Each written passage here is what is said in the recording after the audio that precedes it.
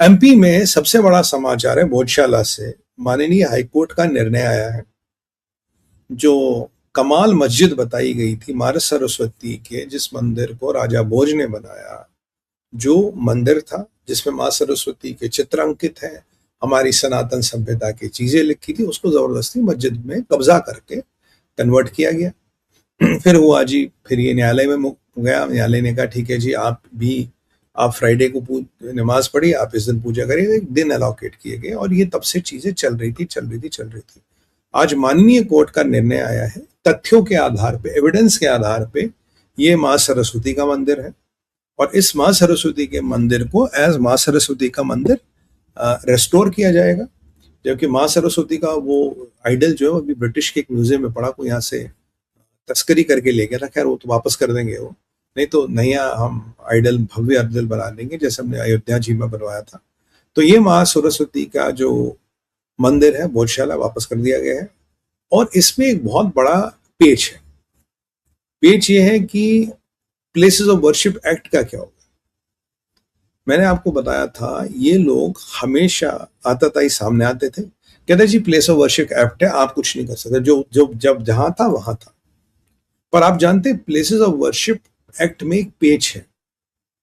पेच ये है कि अगर उस जगह का कैरेक्टर वही था जिस दिन प्लेस ऑफ वर्शिप एक्ट लागू होता है, मान लीजिए आज के दिन प्लेस ऑफ वर्शिप एक्ट लागू होता है, अगर ये मस्जिद है तो ये मस्जिद ही रहेगी, अगर ये मंदिर है तो ये मंदिर ही रहेगा। बट जिस दिन प्लेसेस ऑफ वर्शिप एक्ट लागू हुआ, एक क्लियर प्रावधान है, वो ये है कि nature of the place must not be changed. यानी कि अगर ये मस्जिद है तो क्या ये हमेशा से मस्जिद ही थी, मंदिर तो नहीं था। भाई उस दिन तो ये मस्जिद है, 47 में जो भी उसका डेट है, उस दिन ये मस्जिद है। क्या उससे पहले कहीं मंदिर तो नहीं था? आपने इसको तोड़ मोड़ के मस्जिद बना दिया। तो फिर ये नहीं कि जो हो गया वो हो गया, नहीं। प्लेस ऑफ वर्शिप एक्ट में क्लियर प्रावधान है, अगर nature of the place must not be changed, अगर कभी इसका नेचर बदला है तो it is subject to scrutiny. मान लीजिए अब कोई 500 साल पुराना मंदिर है, तो मंदिर ही है ना, उसका नेचर कभी बदला ही नहीं, शुरू ही हुआ था 500 साल पहले और आज भी मंदिर था, तब भी मंदिर था। अगर अब कोई मस्जिद है, वो पहले मंदिर थी और कहते हो जी 47 में जब भी उसका डेट है, मुझे याद नहीं आ रहा, जो भी उसका डेट है, भाई इस दिन ये मस्जिद थी, क्या उससे पहले मंदिर था? क्या जब से ये बनी और तब तक, जब से कटअप डेट है तब तक ये हमेशा मस्जिद ही रही है, कभी मंदिर था?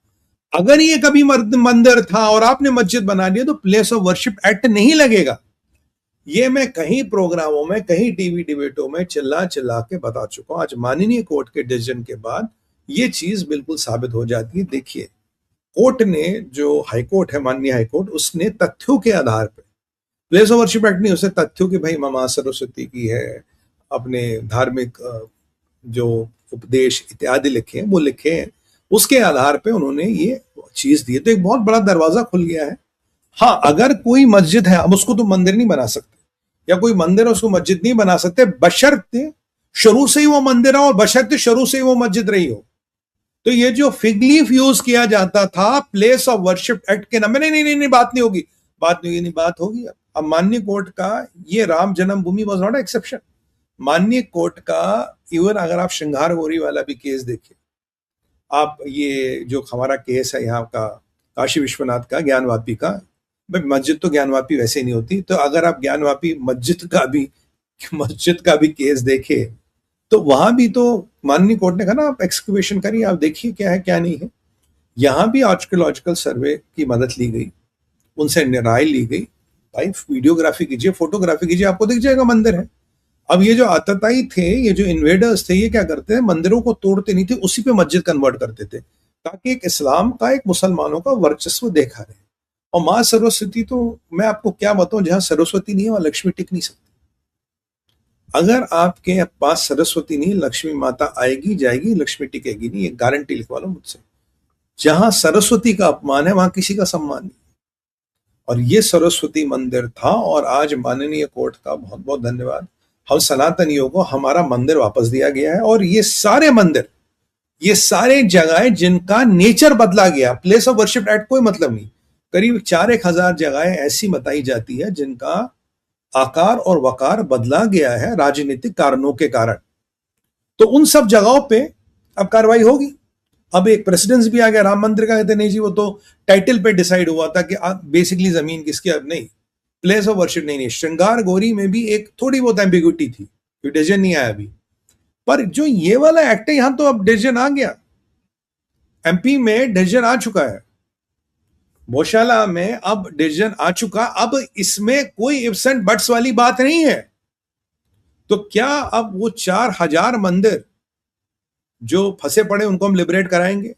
क्या 4,000 जगहों पे जहां हमारा हक मारा पड़ा उसको हम लिबरेट कराएंगे? बिल्कुल लिबरेट कराएंगे, कराना चाहिए, करना पड़ेगा, करना पड़ेगा, नहीं तो भाई ऐसे हिंदुस्तान नहीं चले। बाकी जो मस्जिद शुरू से थी वो मस्जिद थी, जो शुरू से मस्जिद है पूरी मस्जिद है, हमें कानून का पूरा आदर सम्मान है। पर अभी तो हमने मंदिर दिखाया, थी ये मस्जिद, हमने दिखाई मस्जिद, था ये मंदिर, ये सिस्टम नहीं चलेगा।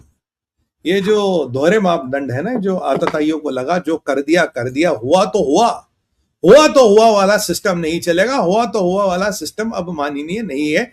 ये जरा क्लियर हो गई, गौशाला वाले डिसीजन से ये क्लियर हो गई है। मैं मानता हूं उसके बाद एक सुनामी आने वाली है। मैं मानता हूं, मैं यहां धन्यवाद देता हूं हमारे मित्र, मेरे मित्र विष्णु शंकर जैन जी का, उनके और उनके पिताजी का, जैन साहब का, बड़े जैन साहब का, ऐसा अथक परिश्रम किया, ऐसी मेहनत की उन्होंने। थैंक विष्णु भाई और अंकल जी, आपका बहुत बहुत धन्यवाद। और ऐसे कई सारे योद्धा हैं जो इस काम में लगे, राष्ट्रीय स्वयंसेवक संघ, कई सारे लोकल लेवल की संस्थाएं, कहीं देश विदेश की संस्थाएं। हाँ, माननीय कोर्ट ने मुसलमान भाइयों को बोला कि भाई आप सरकार से निवेदन करो, आपको मस्जिद की जगह कहीं और मिल जाए, हमें आपत्ति नहीं, दे दीजिए जमीन, कोई दिक्कत नहीं, कीजिए कहीं और जमीन दे दीजिए, मस्जिद बनवाइए, जरूर बनवाइए भाई साहब, पर ये मंदिर तोड़ के मस्जिद नहीं बनेगी ना, मंदिर पे कब्जा होकर मस्जिद नहीं बनेगी ना, ये चीज माननी नहीं है साहब, ये चीज माननी नहीं है, बिल्कुल सिद्ध हो गई आज। तो ये गौशाला वाला जो फैसला है, बहुत बहुत धन्यवाद भारतीय न्याय प्रणाली का, माननीय हाईकोर्ट का। हम लोग कभी बार उत्तेजित हो जाते, पर देखिए देर आए पर दुरुस्त आए, पर आगे का रास्ता खोल दिया माननीय कोर्ट ने, आगे के सारे रास्ते खोल दिए। हर्ष और उल्लास तो उसका है मेरे भाई। बंगाल की बात हो, और बंगाल में दो ही लोग हैं, एक तो हमारे शुभेंदु दादा है और एक है ममता दीदी, ममता बनर्जी। ममता बनर्जी कल कोर्ट वकील बन के गई थी। अब मैं कल जयपुर डायलॉग पे था, तो मैंने संजय जी को बोला, मैंने कहा सर वो तो राजा बाबू की तरह वकील बनती है, कभी डॉक्टर बनेगी, कभी जज बनेगी। मैंने कहा जब आदमी की फ्रस्ट्रेशन की पराकाष्ठा हो जाती तब उन्हें अपनी चीजों पे कंट्रोल नहीं रहता। पर आज मैं एक बड़ी इंटरेस्टिंग चीज मैंने देखी कि भाई कोई एक पिछला जजमेंट है, अगर मोटा मोटा जजमेंट में ये है कि अगर आप सुप्रीम कोर्ट के, मान लीजिए मैं एलएलबी हूँ, मैं एक चीफ मिनिस्टर बनता हूँ, तो मैं एलएलबी बार की मेंबरशिप लेता हूँ, फिर मैं चीफ मिनिस्टर बनता हूँ। जैसे मैं चीफ मिनिस्टर बनता हूँ तो मुझे अपनी बार की मेंबरशिप सरेंडर करनी पड़ेगी, तो मैं वकील बन के कहीं नहीं जा सकता। हाँ, कल को चीफ मिनिस्टर नहीं रहूंगा, फिर बार को अप्लाई करूंगा, बार मुझे फिर लाइसेंस देगा, फिर मैं वकालत कर सकता हूं। तो टेक्निकली जो कल ममता बनर्जी काला कोट पहन के गई थी वकालत करने, वो तो इलीगल है भाई, as per rule of the land वो वकालत कर ही नहीं सकती भाई। जिस दिन वो चीफ मिनिस्टर बनी थी ऑटोमेटिकली उनकी जो बार का लाइसेंस था वो कैंसिल हो गया। हाँ, अब वो जाके बार में अप्लाई करे, बार उन्हें लाइसेंस दे, फिर वो वकालत करे, वो अलग बात है। पर कल जो भी उन्होंने कहा इलीगल था। पर ठीक है, अगर ये तो ममता बनर्जी को भी पता होगा, पर ये ममता बनर्जी क्या करने क्या गई थी भाई साहब? फ्रस्ट्रेशन है, हताशा है, निराशा है। क्यों? क्या नहीं भाई, यहां बुलडोजर आज चल गया, यहां योगी मॉडल आ गया। अब एक बात बताओ यार, किसी ने अवैध जमीन पे मकान बना रखा, दुकान बना रखी, शॉपिंग सेंटर बना रखा, अगर सरकारी जमीन को छुड़वाने के लिए बुलडोजर चलेगा तो क्या बुरा है? ये बुलडोजर चलना तो बहुत अच्छी बात है, अवैध निर्माण हटाए तो क्या बुरा है? अगर बुलडोजर चलता है तो ममता दीदी को तकलीफ क्यों हो रही है? अगर फेंस लगता है तो ममता दीदी को तकलीफ क्यों हो रही है? अगर ये सुपारी किलर पकड़े जा रहे तो ममता दीदी को तकलीफ क्यों हो रही हो? टीचर घोटाला पकड़ा जा रहा तो ममता दीदी को तकलीफ क्यों हो रही है? देखिए बेसिकली क्या था, एक टीएमसी ने एक इकोसिस्टम बनाया था, एक अवैध जमीन ली, इस पे रोहिंग्या बांग्लादेशी बसाए वहां के लोकल मुस्लिम्स के साथ, मतलब 100 घर मुसलमान के 20 बार बीच में बांग्लादेशी रोहिंग्या के सेट कर दिया, सारा सेटअप सिस्टम बैठ गया। जब इस अवैध जमीन पे कब्जा हुआ तो यहाँ एक अवैध मस्जिद भी बन गई, फिर एक अवैध कसाई खाना भी बन गया, फिर एक अवैध वर्कशॉप भी बन गई, फिर एक अवैध उल्टे सीधे काम जितने भी वो सब एक इकोसिस्टम बना। फिर एक पंचर वाला बैठ गया। भाई पंचर तो आप जानते हैं ना, बहुत पुराना बिजनेस है। पंचर वाला बैठ गया, फिर एक मैकेनिक बैठ गया, फिर एक टिक्का बोटी वाला बैठ गया, फिर धीरे धीरे धीरे धीरे करते करते करते करते पूरा इकोसिस्टम बैठता था।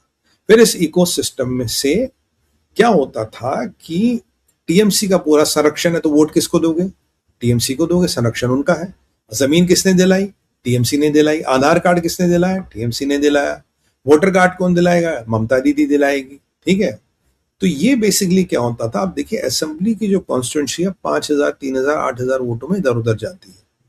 अब आपने एक जगह 1,000 2,000 लोग अपने सेट कर दिए कॉन्स्टिट्यूंसी में, जमीन ढूंढी, खट खट खट खट खट खट, जो वो बच्चे गेम खेलते हो, कौन सी गेम है, माइनक्राफ्ट। माइनक्राफ्ट की तरह आपने जमीन ढूंढी और आपने पूरा अपना इकोसिस्टम सेट कर दिया। ये इकोसिस्टम एक या दो परिवारों का नहीं, इसमें धीरे धीरे 1,000 1,500 2,000 लोग सेट होता है, कई बार उससे ज्यादा होता है। फिर आसपास के लोगों में गुंडई, आसपास के क्षेत्रों में बदमाशी, हिंदू महिलाओं का प्रताड़न, हिंदुओं का शोषण और दादागिरी। और ये जो 2,000 वोटों का आपने इंजेक्शन कॉन्स्टिट्यूंसी में डाला, ये 4-5 इंजेक्शन डाल दीजिए कॉन्स्टिट्यूंसी आपकी, और आपको कुछ नहीं करना, आपको सिर्फ आंख बंद करनी है और खाली प्लॉट ढूंढना है और सरकारी जमीन का अधिक्रमण यानी कि एनक्रोचमेंट होने देना है, और उसके साथ ही पूरा इकोसिस्टम बनेगा। और फिर जब ये इकोसिस्टम बनेगा तो यहाँ एक दिन मशाटियां भी पाई जाती है, फिर यहीं बम भी मिलते हैं, फिर यहीं बेसमेंट में मियाँ जी कह रहे क्या कर रहे हो, कह रहा काम कर रहा हूँ, कह रहा क्या काम, मैंने वो सोशल मीडिया पे वीडियो, कह रहा क्या काम कर रहा हूँ, कह रहा कट्टा बना रहा हूँ, तमंचा बना रहा हूँ साहब। तो तमंचों की फैक्ट्रियां लगेंगी, बम बनाने की फैक्ट्रियां लगेंगी, मशाटियां नहीं होती वो मिल जाएगी। फिर वो टीएमसी के दफ्तर में, आपको पता पीछे कितनी मशाटियां मिली थी। अभी भी आया कि शुभेंदु दादा ने कोई कलकत्ता का फॉर्मर टॉप कॉप्स या किसी को बहुत बड़े को सस्पेंड किया, मैं देख नहीं पाया, शो शुरू हो गया था, अभी एक अपडेट आया। तो ये सारा पूरा इकोसिस्टम बनता। तो इससे क्या मिलता था, एक तो इससे इनकम आएगी, हफ्ता भाई इनकम तो देनी पड़ेगी ना कुछ, और वोट और कंसंट्रेशन ऑफ वोट। अब मेरे पे एक कॉन्स्टिट्यूंसी है, यहाँ मुझे दिक्कत है, यहाँ मैंने ऐसे 2-3 अधिक्रमण करा लिए छोटे बड़े, 5 से 10,000 वोट मेरा सेट हो गया। मेरा 5 से 10,000 वोट सेट हो गया, वो वोट मुझे ही मिलना, मेरा ही वोट है भाई, मैंने ही सुना, मेरे दम पे ही बैठे हो। और राजनीति में दो ही तो चीज चाहिए आपको, राजनीतिक संरक्षण और वोट। और राजनीतिक संरक्षण और वोट है, पैसे की व्यवस्था आपको पावर करके ही दे देता है। तो अब जहां जो बुलडोजर चल रहे हैं, ये 1 एकड़ 2 एकड़ जमीन की बात नहीं है, ये वो जो मैंने इंजेक्शन मारा था कॉन्स्टिट्यूएंसी में, अपने लोगों का इंजेक्शन किया था, जो मैंने कॉन्स्टिट्यूएंसी की डेमोग्राफी ऑल्टर करके अपने लोगों को बिठाया था, ये कंसंट्रेटेड पॉकेट है। समझिए, आपकी कॉन्स्टिट्यूएंसी एक मान लीजिए लीगल कॉलोनी है, वहां 1,000 गज के, 500 गज के, 200 गज के प्लॉट है। तो कंसेंट्रेशन क्या है, 200 गज में 4 लोग रहते हैं, 1,000 गज में भी तो 8 लोग रहते हैं, तो एवरेज 100 गज में 60-70 गज में एक व्यक्ति रहेगा मोटा मोटा। पर यहां अगर ये 4 एकड़ का प्लॉट है, इसमें कुछ 1,000 लोग रहेंगे, तो यहां कंसेंट्रेशन बहुत ज्यादा है। और वोटिंग के गेम में, कॉन्स्टिट्यूएंसियों के खेल में, concentration of vote is more important. कितना वोट है वो इंपॉर्टेंट नहीं, concentration of vote is more important.